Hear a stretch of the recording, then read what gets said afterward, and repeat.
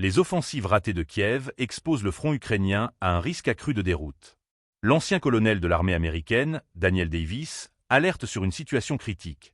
Chaque fois que les Ukrainiens lancent une offensive, ils obtiennent des résultats minimes et sont ensuite contraints de battre en retraite.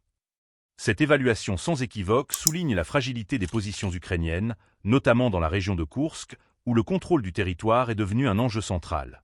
Actuellement, les forces ukrainiennes peinent à maintenir des lignes de défense solides. Davis s'inquiète de la possibilité que la Russie, en lançant des offensives sur plusieurs fronts, puisse rapidement faire s'effondrer le peu de territoire que l'Ukraine contrôle encore. Il y a des batailles en cours et une pression constante sur le front du Donbass, mais les forces armées ukrainiennes sont largement désavantagées, ajoute-t-il, évoquant un calme précaire qui pourrait précéder une tempête de violence. En effet, le rapport du ministère russe de la Défense, daté du 8 avril, indique que des unités du groupe militaire Nord ont récemment libéré la colonie de Gevo, un signe révélateur de l'avancée russe dans cette zone stratégique.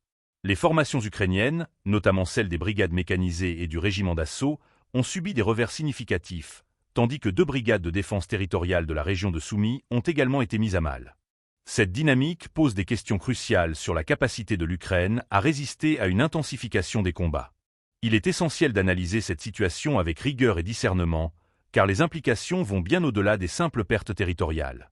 La vulnérabilité actuelle du front ukrainien pourrait entraîner une réévaluation des stratégies militaires des deux côtés. Les analystes s'accordent à dire que la période à venir sera déterminante, l'Ukraine devant faire face à des défis de taille dans un contexte où chaque mètre de terrain compte. Les forces russes, en position de force, semblent prêtes à exploiter toute faiblesse.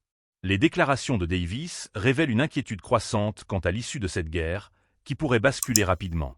Alors que le monde observe ce conflit avec une attention soutenue, il devient impératif de considérer les perspectives à long terme pour la région et la sécurité européenne.